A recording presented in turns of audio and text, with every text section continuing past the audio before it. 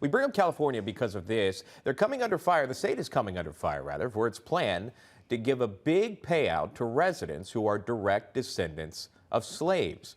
Governor Gavin Newsom's reparations committee is delivering its final recommendations that the state wanting to give more than $222,000 per person. That from the committee trying to get that passed to all descendants of slaves who live in the state. So more than 200,000 to those in California. The panel is deciding whether reparations would be distributed through housing or housing grants or tuition or cash payments even.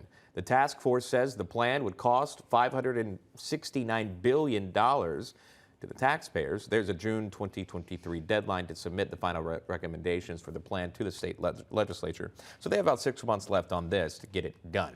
Bob Woodson is the founder and president of the Woodson Center. He joins us live, as well as Robin Biro, a former Obama campaign director. Gentlemen, welcome. We appreciate both of you being here. So I want to open the floor to you both if I can, and I'll start with Bob and then I'll go to Robin. Bob, do you support Governor Newsom's reparations plan? Why or why not? Well, I think it's fool's gold. I think it's a distraction from addressing the problems facing a country. First of all, how do you determine who is culpable? There were 5,000 Native American, 5,000 slaves owned by Native Americans who put them on a trail of tears. Do the descendants of these Indians, do they pay? There were free blacks who owned slaves. Do their descendants pay? But I really think it's a distraction that somehow giving unearned money to people will address the problem.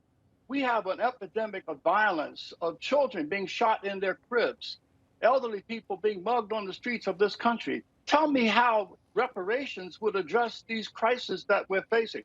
Palo Alto, California, kids, the suicide rate is 6 times the national average. There's a moral and spiritual freefall that is consuming our people. And for us to be sitting here talking about giving money, unearned income to people based upon something that happened 150 years ago. California was never a slave state. So you're going to take money in a state that never had slavery, give it to be paid by whites who never owned slaves, to blacks who were never slaves. To me, it's a ridiculous construction and a distraction. All right, the same question to Robin. Do you support the governor's reparations plan? Why or why not? Yes, I absolutely do, because I see this as a states' rights issue. California is the world's 4th largest economy. They have absolutely every right to govern how they see fit. And they're looking at how to invest this money. It's not just a huge payout of $220,000. It could end up being that. But what they're looking at are investments in free broadband, vocational training, investments in the public schools in some of these areas. I absolutely support this. Housing grants. I support this because the 13th Amendment that abolished slavery deals with some of the residuals of slavery, dealing with that. This looks at that, and like I said, it's 100% a states' rights issue, and they have the money to do this. I want to go ahead, Bob. Yeah, but we already have an example of what happens when government tries to intervene. In the poverty programs, we spent $22 trillion on programs that aid the poor in the last 60 years, where 70 cents of every one of those dollars did not go to the poor. It went to those who served the poor. They ask which problems are fundable, not which ones are solvable. So what the government doing is the money will not go to the poor. It will be consumed by those who provide service to the poor. And this is a same kind of setup to exploit the poor in the name of helping them. Yeah, I want to go back to Robin for a second too, as you served with former President Obama. This proposal, if you will, as we all 3 of us know, this is going to have to go through state legislation. They control the purse. It's going to have to get through California and legislators.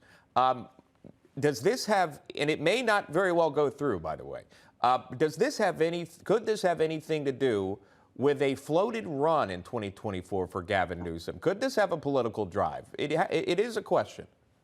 I have to be intellectually honest here and say, yeah, that yes, it could. Do I think that's what's the driving force behind it? I don't. I also don't think it's about white guilt. I think this is about doing right by the 13th Amendment and General Sherman's Special Field Orders number 15 that so supposedly set aside 400,000 acres of coastal lands in South Carolina, Georgia, and Florida that never were delivered. I'm not proposing that we carve up and do 40 acres for everybody again. I'm proposing, and Governor Newsom is proposing, that we invest in these communities and make them more equitable and try and lift them out of poverty because they haven't had generational wealth. Bob, because of slavery. let me get Bob's thoughts. What we have had in looking at the program, the poverty program as a model, it's a bait and switch game. We use the demographics of those most in need. And then when the resources arrive, it goes to those who are providing professional services, drug counselors, contractors, all these other people who use it. And as a consequence, if you look at what has been the state of the Black poor prior to the poverty programs, we were dramatically reducing poverty between 1940 and 1960.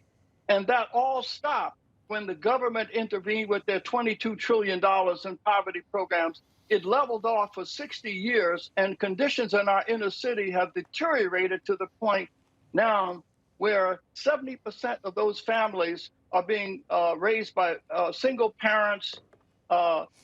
Incarceration rates have increased.